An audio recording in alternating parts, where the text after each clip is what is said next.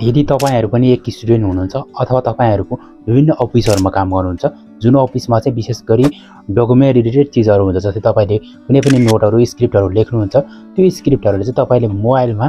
फोटोको फर्ममा अथवा तपाईहरुले विभिन्न फाइलहरुमा सेभ गर्नुपर्ने अवस्था आउँछ भनेदेखि तपाईहरुले के गर्न सकिन्छ भन्दाखेरि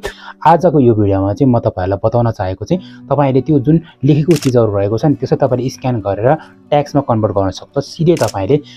जुन मोबाइलको टाइपिङको सिस्टम तरिकाले तपाईहरु त्यो निकाल्न सक्नुहुन्छ त्यसपछि के गर्न सकिन्छ भन्दाखेरि त्यसपछि तपाईले शेयर गर्न सक्नुहुन्छ र कुनै पनि समयमा जुन कपीहरुमा लेखेर राखेको नोटबुकहरु छन् भने चाहिँ त्यो नोटबुकहरु चाहिँ डिलिट हुने अथवा हराउने चोरी हुने अथवा तपाईको बिर्सिने सम्भावना ज्यादा हुन्छ त्यो अवस्थामा चाहिँ के हुन्छ भन्दाखेरि यसरी तपाईले फाइल राखेर पीडीएफ राखेर तपाईले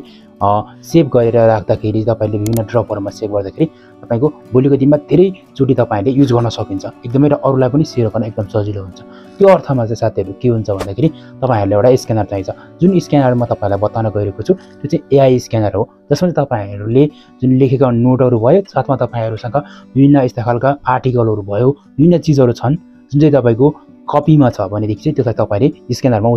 उतारेर तपाईले मोबाइलमा तपाईले सेभ गर्न सक्नुहुन्छ र तपाईहरुले त्यसलाई ट्याक्सको फर्ममा निकालेर तपाईले कुनै पनि समयमा प्रिन्ट आउट समेत निकाल्न सकिन्छ त्यो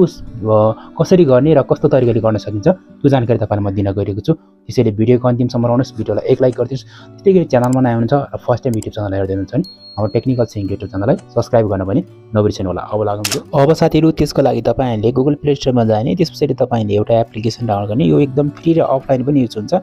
यहाँ मेरो नेट कुनै पनि ओपन गरेको छैन त्यो एप्लिकेसनले जस्ट ओपन गर्ने ओपन गरिसकेपछि तपाईहरुले एकछिन वेट गर्नुपर्छ वेट गर्नको लागि तपाईहरुले यहाँनिर इन्टरनेट युज गर्नुहुन्छ अथवा डाटा अन गर्नु छ भने एड सो हुन्छ नत्र एड सो हुँदैन है अब तपाईले यहाँ फोटो अथवा नोट एड गर्नको लागि यहाँ क्यामेराको अप्सनमा टच गरिदिने त्यसपछि तपाईले डाइरेक्टली फोटो लिन जानु छ भने तपाईले क्यामेरा नभए ग्यालेरीमा खिचेको फोटो छ भने ग्यालेरीमा सेलेक्ट गरिदिने त्यसपछि अब यहाँनिर ग्यालेरीको अप्सन माग्छ त्यसरी तपाई कुन चाहिँ सेलेक्ट गर्ने हो जुन चाहिँ तपाईले यहाँनिर सेलेक्ट गर्नु पर्ने हुन्छ है त एकछिन पर्खिन लाग्छ टाइम लाग्छ त्यसपछि यो अटोमेटिकली डिटेक्ट हुन्छ यसपछि अब यहाँनिर तपाईले क्रप गर्नुपर्ने हुन्छ कति यहाँनिर तपाईको जुन काम नराख्ने भाग आएको छ भने यसै तपाईले इन्टु गर्न सक्नुहुनेछ जस्तै मेरो यहाँ आएको छ र मैले यहाँनिर राइट गर्ने है एकछिन वेट हुन्छ है एकछिन पर्खिन्छ यसले पनि एनालाइसिस गर्छ त्यसपछि यहाँ तलतिर यहाँनिर ट्याक्सको फर्ममा आउँछ यो सबै ट्याक्सको फर्ममा आएको चीज चाहिँ तपाई यो मात्रै कपी गर्न चाहन्छ भने तपाईले जस्ट यसरी क्लिक प्रेस गरेर तपाईले कपी गर्न सक्नुहुन्छ अथवा तपाई सबै फाइल कपी गर्न चाहनुहुन्छ भने तलतिर यहाँनिर एउटा कपी भन्ने ठाउँ भेटाउनुहुन्छ यसमा चाहिँ सबै चीजहरु तपाईको कपी हुन्छ है त यो गर्दाखेरि तपाईले यहाँनिर कुनै पनि नोटहरुमा किपहरुमा तपाईले सेभ गरेर राखेर भोलिको दिनमा युज गर्न सकिन्छ अब म तपाईहरुलाई नर्मल ट्याक्स त भयो अब हामीले हातले लेखेको ट्याक्स सपोर्ट गर्छ कि गर्दैन त्यो तपाईलाई म देखाउँछु है त लेखेको ह्यान्डराइटिङ एड गर्दै छु जुन चाहिँ मैले यहाँ ग्यालेरीमा सेभ गरेर राखेको छु जुनमा चाहिँ अब मैले यहाँ नर्मल छ एउटा ह्यान्डराइटिङ सेलेक्ट गर्न गइरहेको छु जुन चाहिँ यहाँनिर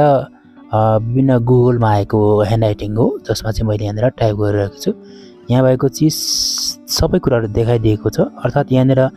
जुन ट्याक्सहरु पहिला जुन राखेको थियो त्यो ट्याक्सहरु थोरै नबुझ्ने भए पनि पछिल्लो समयमा हामीले यहाँ क्लियरली बुझेको देख्छौं अर्थात यसको एआई टेक्नोलोजी एकदम राम्रो तरिकाले काम गरिरहेको छ अनि यहाँ कतिपय ठाउँमा मिस्टेक छ कि भनेर मैले यहाँ डबल चेक क्रस चेक पनि गरे एकदमै सही लेखेर आएको छ यसलाई हामीले यहाँनिर कपी गरेर अर्को फाइलमा सार्न सक्छौं र मैले अर्को पनि एउटा फोटो सेलेक्ट गर्न गइरहेको छु यहाँनिर मैले चाहिँ नेक्स्ट अर्को नि एउटा फोटो अपलोड गरेको छु जुन अपलोडमा चाहिँ यहाँनिर जुन ट्याक्स छ त्यो एकदमै अलिकति बुझ्नमा अस्पष्ट देखिन्छ हैन कतिपयलाई अब मैले यहाँनिर टाइप गर्दै छु यहाँनिर जुन देख्न सक्छ तिम्रो यहाँ कतिपय ठाउँमा चाहिँ यहाँनिर अलिक नबुझेको हो कि भन्ने जस्तो चीजहरु लेखेको छ भने अरु चाहिँ एकदम राम्रो तरिकाले लेखेको छ र मैले अर्को यो पनि एउटा ट्याक्स एड गर्दै छु यहाँनिर जुन लेखेको छ त्यो चीज चाहिँ पहिला नै युट्युबमा पनि अपलोड भएको थियो त्यो कुरा म तपाईलाई जानकारी गराउन चाहे र अब मैले यहाँनिर चाहिँ के गर्न चाहन्छु यहाँनिर राइट गर्न चाहन्छु